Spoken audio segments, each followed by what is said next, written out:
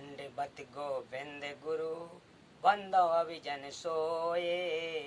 पहले भय प्रणाम तिन नमो जो आगे होए। गुरु को कीजे दंडवत कोट कोट प्रणाम। कीट न जाने ब्रंग को यो गुरु करे आप समान। सत साहेब। हाँ तो श्रोता बंधुओं, आज मैं आप लोगों के सामने माता दुर्गा की उत्पत्ति कैसे हुई यही प्रसंग रखने का प्रयास कर रहा हूँ, तो सुनिए बड़ी गौर से। सबसे पहले सत्य पुरुष अकेले थे, कोई रचना नहीं थी। सर्वप्रथम परमेश्वर जी ने चार अविनाशी लोक की रचना वचन शब्द से की। एक अनामी लोक जिसको अकह लोक भी कहते हैं, दूसरा अगम लोक, तीसरा अलख लोक, चौथा सतलोक। फिर परमात्मा ने चारों लोकों में चार रूप धारण किए, चार उपमात्मक नामों से प्रत्येक लोक में प्रसिद्ध हुए। अनामी लोक में अनामी पुरुष या अकह पुरुष, अगम लोक में अगम पुरुष, अलख लोक में अलख पुरुष, सतलोक में सतपुरुष उपमात्मक नाम रखे। फिर चारों लोकों में परमात्मा ने वचन से ही एक एक सिंहासन बनाया। प्रत्येक सिंहासन पर सम्राट के समान मुकुट आदि धारण करके विराजमान हो गए। फिर सतलोक में परमेश्वर ने अन्न रचना की। एक शब्द से 16 दीपों तथा एक मानसरोवर की रचना की। पुनः 16 वचन से 16 पुत्रों की उत्पत्ति की। उनमें मुख्य भूमिका अचिंत, तेज, सहजदास, जोगजीत, कूर्म, इच्छा, धैर्य और ज्ञानी की रही है। अपने पुत्रों को सबक सिखाने के लिए समर्थ के बिना कोई कार्य सफल नहीं हो सकता। जिसका काम उसी को साजे और करे तो मूर्ख बाजे। सतपुरुष ने अपने पुत्र अचिंत से कहा कि आप अन्न रचना सतलोक में करें। मैंने कुछ शक्ति तेरे को प्रदान कर दी है। अचिंत ने अपने वचन से अक्षर पुरुष की उत्पत्ति की। अक्षर पुरुष युवा उत्पन्न हुआ, मानसरोवर में स्नान करने गया। उसी जल पर तैरने लगा। कुछ देर में निंद्रा आ गई, सरोवर में गहरा नीचे चला गया। सतलोक में अमर शरीर है, वहां पर शरीर श्वासों पर निर्भर नहीं है। बहुत समय तक अक्षर पुरुष जल से बाहर नहीं आया। अचिंत आगे सृष्टि नहीं कर सका। तब सतपुरुष परम अक्षर पुरुष ने मानसरोवर पर जाकर कुछ जल अपनी चुल्लू में लिया। उसका एक विशाल अंडा वचन से बनाया तथा एक आत्मा वचन से उत्पन्न करके अंडे में प्रवेश की और अंडे को जल में छोड़ दिया। जल में अंडा नीचे जाने लगा तो उसकी गड़गड़ाहट के शोर से अक्षर पुरुष की निंद्रा भंग हो गई। अक्षर पुरुष ने क्रोध से देखा कि किसने मुझे जगा दिया। क्रोध उस अंडे पर गिरा तो अंडा फूट गया। उसमें से एक युवा तेजोमय व्यक्ति निकला। उसका नाम क्षर पुरुष रखा। आगे चलकर वही काल कहलाया। सत्य पुरुष ने दोनों से कहा कि आप जल से बाहर आओ। अक्षर पुरुष, तुम निंद्रा में थे, तेरे को नींद से उठाने के लिए यह सब किया है। अक्षर पुरुष और क्षर पुरुष से सत्य पुरुष ने कहा कि आप दोनों अचिंत के लोक में रहो। कुछ समय पश्चात क्षर पुरुष, जिसे ज्योति निरंजन काल भी कहते हैं, उसने मन में विचार किया कि हम तीन तो एक लोक में रह रहे हैं, मेरे अन्य भाई एक एक द्वीप में रह रहे हैं। यह विचार कर उसने अलग द्वीप प्रदान करने के लिए तप प्रारंभ किया। इससे पहले सतपुरुष जी ने अपने पुत्र अचिंत से कहा कि आप सृष्टि रचना नहीं कर सकते। मैंने तुम्हें यह शिक्षा देने के लिए ही आपसे कहा था कि अन्न रचना कर, परंतु अचिंत आप तो अक्षर पुरुष को भी नहीं उठा सके। अब आगे कोई भी यह कोशिश न करना। सर्व रचना में अपनी शब्द शक्ति से रचूंगा।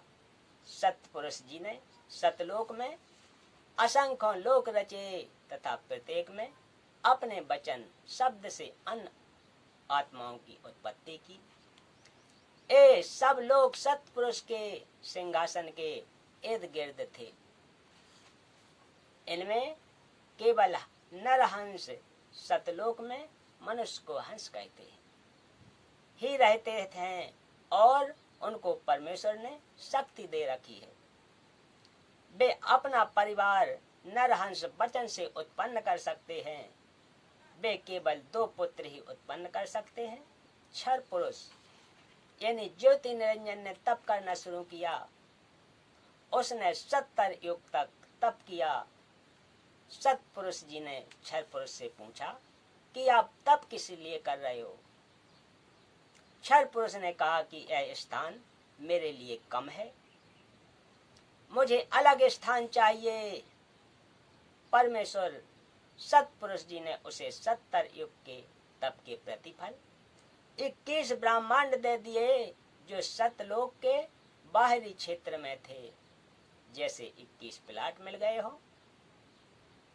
ज्योति निरंजन क्षर पुरुष ने विचार किया कि इन ब्रह्मांडों में कुछ रचना भी होनी चाहिए। उसके लिए फिर 70 युग तप किया। फिर सतपुरुष जी ने पूछा कि अब क्या चाहता है। क्षर पुरुष ने कहा कि सृष्टि रचना की सामग्री देने की कृपा करें। सतपुरुष जी ने उसको 5 तत्व जल, पृथ्वी, अग्नि, वायु तथा आकाश तथा 3 गुण रजगुण, सतगुण तथा तम गुण दे दिए तथा कहा कि इनसे अपनी रचना कर। क्षर पुरुष ने तीसरी बार फिर तप प्रारंभ किया। जब 64 युग तप करते हो गए तो सतपुरुष कबीर परमेश्वर जी ने पूछा कि आप और क्या चाहते हो। क्षर पुरुष ज्योति निरंजन ने कहा कि मुझे कुछ आत्मा दे दो, मेरा अकेले का दिल नहीं लग रहा। क्षर पुरुष को आत्मा ऐसे मिली जिस समय क्षर पुरुष ज्योति निरंजन एक पैर पर खड़ा होकर तप कर रहा था, तब हम सभी आत्माएं इस क्षर पुरुष पर आकर्षित हो गए। जैसे जवान बच्चे अभिनेता व अभिनेत्री पर आसक्त हो जाते हैं।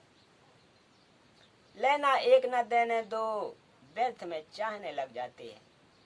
वे अपनी कमाई करने के लिए नाचते कूदते हैं। युवा बच्चे इन्हें देखकर अपना धन नष्ट करते हैं। ठीक इसी प्रकार हम अपने परम पिता सतपुरुष कबीर परमेश्वर को छोड़कर काल पुरुष क्षर पुरुष को हृदय से चाहने लग गए थे।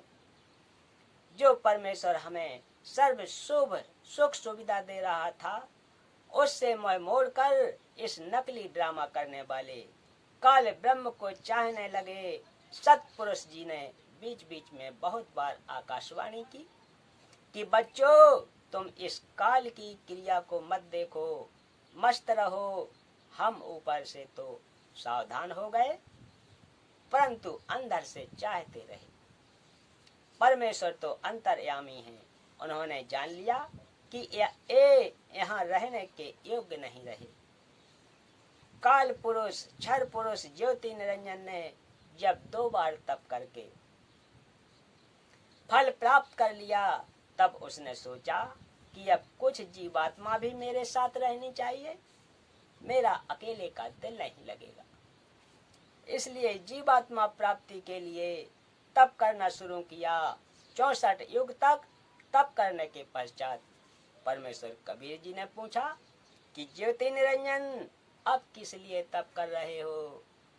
क्षर पुरुष ने कहा कि कुछ आत्माएं प्रदान करो, मेरा अकेले का दिल नहीं लगता। सत्य पुरुष ने कहा कि तेरे तप के बदले में और ब्रह्मांड दे सकता हूँ, परंतु अपनी आत्माएं नहीं दूंगा। ये मेरे शरीर से उत्पन्न हुई हैं। हाँ, यदि वे स्वयं जाना चाहते हैं तो वह जा सकते हैं। युवा कबीर समर्थ कबीर के वचन सुनकर ज्योति निरंजन हमारे पास आया। हम सभी हंस आत्मा पहले से ही उस पर आसक्त थे। हम उसे चारों तरफ से घेर कर खड़े हो गए।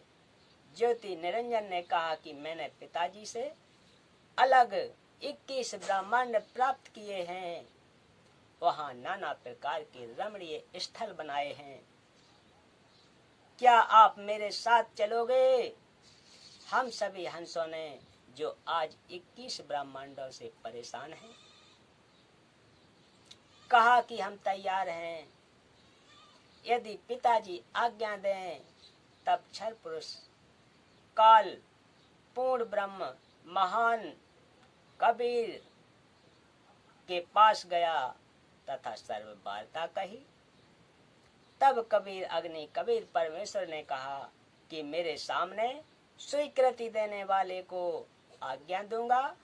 क्षर पुरुष तथा परम अक्षर पुरुष दोनों हम सभी हंस आत्माओं के पास आए। सत कबीर देव ने कहा कि जो हंस आत्मा ब्रह्म के साथ जाना चाहता है, हाथ ऊपर करके स्वीकृति दे। अपने पिता के सामने किसी की हिम्मत नहीं हुई, किसी ने स्वीकृति नहीं दी। बहुत समय तक सन्नाटा छाया रहा। तत्पश्चात एक हंस आत्मा ने साहस किया तथा कहा कि पिताजी, मैं जाना चाहता हूँ।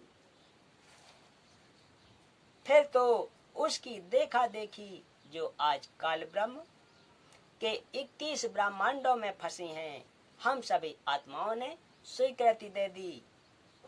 परमेश्वर कबीर जी ने ज्योति निरंजन से कहा कि आप अपने स्थान पर जाओ। जिन्होंने तेरे साथ जाने की स्वीकृति दी है, मैं उन सर्वहंस आत्माओं को आपके पास भेज दूंगा।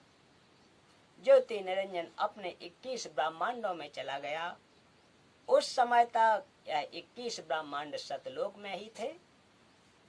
तत्पश्चात पूर्ण ब्रह्म ने सर्वप्रथम स्वीकृति देने वाले हंस को लड़की का रूप दिया, परंतु स्त्री इंद्री नहीं रची।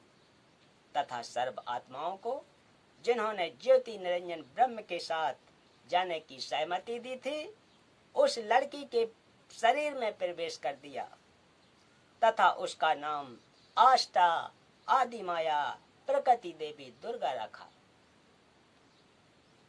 तथा सत्य पुरुष ने कहा कि पुत्री, तेरे को शब्द शक्ति प्रदान कर दी है। जितने जीव ब्रह्म कहे आप उत्पन्न कर देना। पूर्ण ब्रह्म कबीर देव कबीर साहेब ने अपने पुत्र सहजदास के द्वारा प्रकृति को क्षर पुरुष के पास भिजवा दिया। सहजदास जी ने ज्योति निरंजन को बताया कि पिताजी ने इस बहन के शरीर में उन सब आत्माओं को प्रवेश कर दिया है जिन्होंने आपके साथ जाने की सहमति व्यक्त की थी। इसको वचन शक्ति प्रदान की है। आप जितने जीव कहोगे प्रकृति अपने शब्द से उत्पन्न कर देगी। यह कहकर सहजदास वापस अपने द्वीप में आ गया। बोलिए सत्य गुरुदेव की जय। तो बंधुओं, आज की कथा का प्रसंग यहीं समाप्त करते हैं। मिलते हैं अगली कथा में। तब तक के लिए सत साहेब।